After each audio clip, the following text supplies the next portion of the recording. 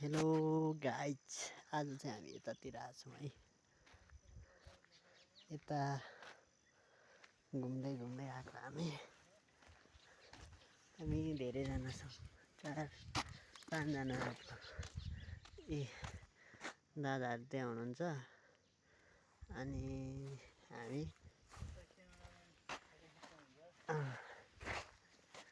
हामी यहाँ आएको छौँ। यो चाहिँ कुन ठाउँ हो?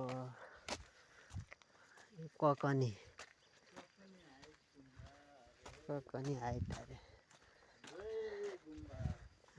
उकालो हिँड्दै आएको हामी। अनि यहाँ हाम्रो भाइ बस्नु भएको छ, दादा अनि भाउजू अनि भाइ यहाँ बस्नु भएको छ।